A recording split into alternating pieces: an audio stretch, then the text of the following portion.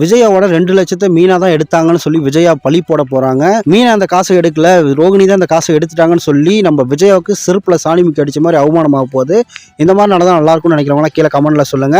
யாரெல்லாம் இந்த மாதிரி நடக்கும்னு எதிர்பார்க்குறீங்கன்னு தெரிஞ்சுக்கிறேன். மறக்காம கமெண்ட்ல சொல்லுங்க. இது எப்படி நடக்க போகுது, சிறகடிக்க ஆசை சீரியல்ல என்ன மாதிரி தரமான சம்பவங்கள் இனிமேல் நடக்க போகுதுங்கிறத நான் இந்த வீடியோவில் சொல்லியிருக்கேன். மறக்காம ஃபுல்லா கேளுங்க. ஃபுல்லா கேட்டு கீழே கமெண்ட்ல சொல்லுங்க. இப்போ விஜயா மீனா மேல வீண் பழி போடுறாங்க. அந்த 2 லட்சத்தை அவங்க தான் திருடினாங்க அப்படிங்கிற மாதிரி. அதை வீட்டில் விஜயோட பணம்னு சொல்ல முடியாது. அதனால பார்வதி பணங்கிற மாதிரி கதை விட்டுக்கிட்டு வீட்டில் ஃபோன் கால் பண்ணிக்கிட்டு ஒரு கெராலித்தனமான ஒரு ஐடியாவோட பேசிகிட்டு இருக்காங்க. என்ன பணம் காணுமா, லாஸ்ட்டாக யார் வந்தது, நம்ம மீனா தானே வந்தா, அப்போ மீனா தான் எடுத்திருப்பா அப்படிங்கிற மாதிரி பேச ஆரம்பிக்கிறாங்க. அப்போ வீட்டில் இருக்கிறவங்க எல்லாருமே விஜயாவை திட்ட போகிறாங்க. என்ன விஜயா பேசுகிற, மீனா மேலே பழிய போட்டுட்ருக்குற, மீனா பூ கொடுக்க வந்தாங்க அப்படின்னா அதுக்குன்னு பணத்தை திருடிட்டு போயிட்டாங்கன்னு அர்த்தமா, என்ன விஜய் இப்படி பேசுகிறேன்னு சொல்லி டக்குன்னு அண்ணாமலை கேட்பாரு.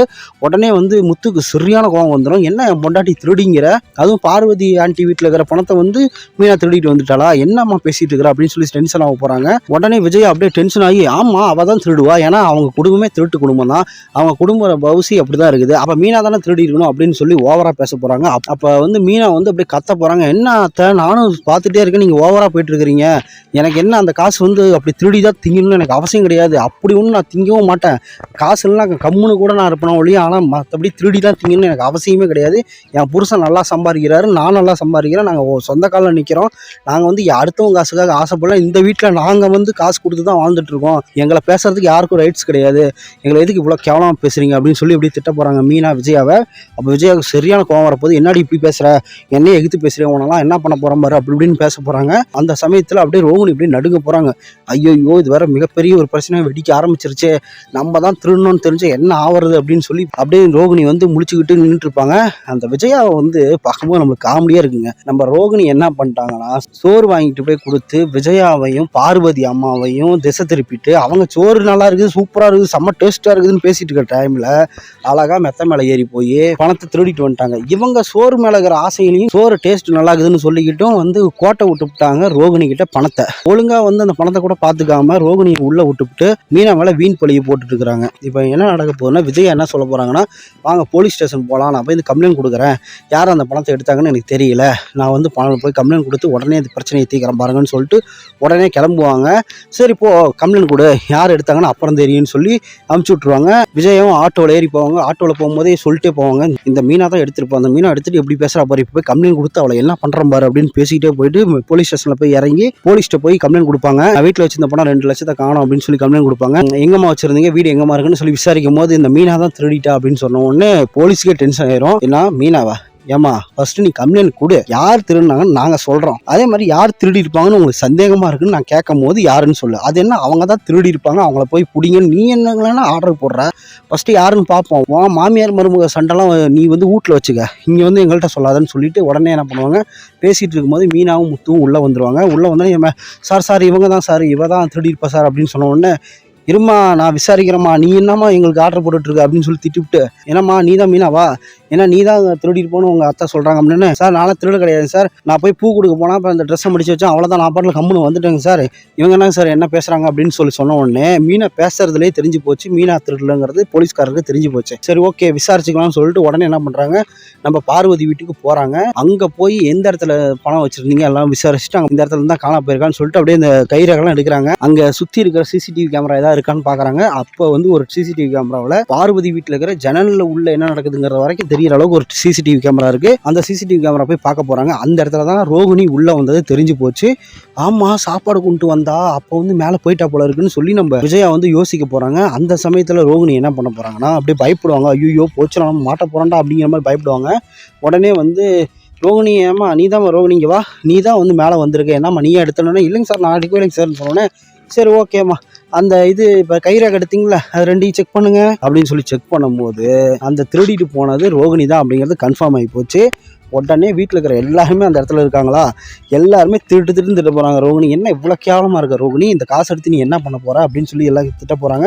இந்த பக்கம் மனோஜே திட்டுவார், ரோகிணி என்ன இப்படி பண்ணி வச்சுருக்க, திருடி வச்சுருக்க, திருடினா கூட நீ என்கிட்ட சொல்லியிருக்கலாம்ல, இப்படி சொல்லாமல் விட்டு இப்படி அசிங்கப்படுத்திட்டா இப்போ என்ன பண்ணுறதுன்னு தெரியலன்னு சொல்லிட்டு எல்லாருமே பேசிகிட்டு இருப்பாங்க. அப்போ விஜயா வந்து ரோகிணியை போட்டு அட்டேன்னு அடிப்பாங்க.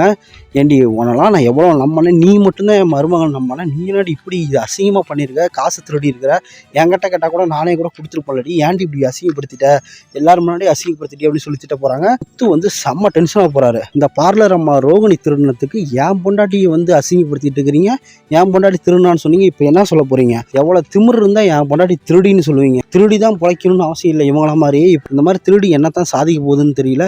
அவன் ஒரு திருட்டுத்தனமாக இருக்கான், எந்த அம்மா ஒரு திருட்டுத்தனமாக இருக்கான், அவன் அப்படித்தான் ஆடு பண்ணுறங்கிற பேரில் காசை அடிக்க பார்த்தான், கடைசியாக நம்ம எப்படி அந்த பணத்தை வாங்கியாச்சு. இந்த மாதிரி கேவலமான விஷயத்தை பண்ணிவிட்டு என்னமோ ஒன்றுமே பண்ணாத மாதிரி இந்த பார்லர் அம்மா பேசுது, ஓட்டு வேற கொடுக்குது, ஏற்றி வேற உங்களை கொடுக்குது. சார் இந்த ரோகிணி பிடிச்சிட்டு போய் ஜெயிலில் போடுங்க சார்னு முத்து சொல்லுவார். சொன்ன உடனே ரோகிணி அழுன்னு அழுவாங்க. ஐயோ நான் பண்ண தப்பு தான் ஆண்டி, எனக்கு ஒரு சின்ன செலவு இருந்துச்சு, அதனால தான் ஆண்டி இப்படி பண்ணிட்டேன்னு சொல்லி அழுவாங்க. அப்போ நம்ம அண்ணாமலை வந்து சொல்லுவார், சரி ரோகிணி ஏதோ தப்பு பண்ணிட்டா, இது போலீஸ் ஸ்டேஷன் வரைக்கும் கொண்டு போனால் நம்ம குடும்பத்தை தான் அசிங்கம், அதனால் தயவு செஞ்சு இப்பயே வாபஸ் வாங்கிடு விஜயா அப்படின்னு சொன்னோன்னே விஜயாவும் வந்து சரி ஓகே, விஜயாவுக்கு தான் வந்து ரோகிணிக்குன்னா என்ன வேணால் பண்ணுவாங்களே, இதே மீனாக வந்தால் விட்டுருவாங்களா, ஆனால் ரோகிணிங்க போது உடனே என்ன பண்ணிடுவாங்க, சரிங்க சார், சாரிங்க சார், நான் வாபஸ் வாங்கிக்கிறேன், எங்கள் வீட்டுக்குள்ளே நடந்த ஒரு சின்ன விஷயமாகி போச்சு, என் மருமகளை நானே வந்து போலீஸில் பிடிச்சி கொடுக்க முடியாது, சாரி சார்னு சொன்ன உடனே போலீஸை திட்டிட்டு போவாங்க. ஏமா உங்கள் வீட்டு பிரச்சனையை ஏமா எங்களுக்குள்ளே கொண்டு வந்து கடைசியாக வந்து வாபஸ் வாங்குறேன், அது வாங்குறேன், இது வாங்குறேன், பாமா எதுக்குமா அப்படி வந்து பண்ணிட்டு இருக்கிறீங்க, இந்த மாதிரி திருடிலாம் வந்து நீங்கள் வந்து மருமகளாக வச்சுட்டு ஏமா அப்படி பண்ணுறீங்க அப்படின்னு சொல்லிட்டு திட்டி இப்படி போயிடுவாங்க போலீஸும். அப்போ வந்து ரோகிணி இந்த தடவை கண்டிப்பாக மாட்டுவாங்க.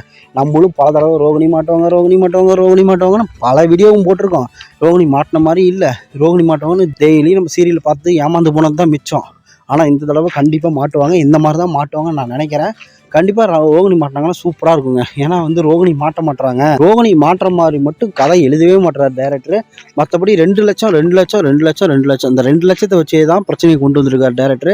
நீங்கள் நல்லா நோட் பண்ணிங்கன்னா தெரியும், சிறகடிக்க ஆசை சீரியலில் எப்போ எந்த பிரச்சனை வந்தாலுமே இந்த 2 லட்சம் பிரச்சனையாக தான் இருக்கும், 2 லட்சம் தான் இன்வால்வ் ஆகிருக்கும், வேறு மாதிரி கொண்டு போக மாட்டார். ஏன்னா சிறகடிக்க ஆசை சீரியலில் இந்த பண பிரச்சனைகள் மட்டும்தான் வருது, வேறு எந்த பிரச்சனைகளும் பெருசாக வர மாட்டேங்குது. அதே மாதிரி நம்ம மீனாவுக்கு தான் ஏகப்பட்ட பிரச்சனை வரும், முத்துக்கு தான் ஏகப்பட்ட பிரச்சனை வரும், நம்ம ரோகிணி மட்டும் நல்லா தப்பிச்சுக்கிட்டே இருப்பாங்க.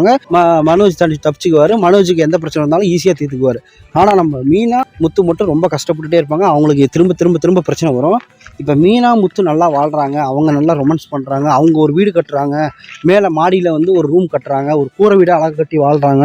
இந்த மாதிரி மாசான சீனு, ஒரு தரமான சீனு, ஒரு சூப்பரான சீனு, ஒரு யதார்த்தமான சீனு இதெல்லாம் வந்துச்சுன்னா நல்லாயிருக்கும். அது மட்டும் இல்லாமல் இப்போ மீனா மேலே இவ்வளோ பெரிய பழியை போட்ட உடனே மீனாவுக்கு ரொம்ப கஷ்டமாக இருக்குது. என்னடா இப்படி சொல்கிறாங்க, நம்மளை ஒரு திருடின்னு சொல்கிறாங்க, நம்ம குடும்பத்தையும் திருடின்னு சொல்கிறாங்க, இந்த காசை நான் எடுத்துட்டேன்னு சொல்கிறாங்க அப்படின்னு சொல்லி மீனா முத்துவை வந்து மாடி மேலே கூட்டிகிட்டு போய் நிற்க வச்சு அழுதாங்கல்ல, அதை பார்க்கும்போது யாரெல்லாம் ஃபீல் பண்ணீங்க, என்னடா மீனா வந்து இப்படி அழுகுறாங்க, மீனா வந்து பாவம், மீனா வந்து ரொம்ப கஷ்டப்படுறாங்க, மீனா வந்து இந்த விஜயா கிட்ட மாட்டிக்கிட்டு தவிக்கிறாங்க, இந்த ரோகிணி பண்ணுற தப்பெல்லாம் மீனா மேலே வருதுன்னு யாரெல்லாம் ஃபீல் பண்ணீங்க.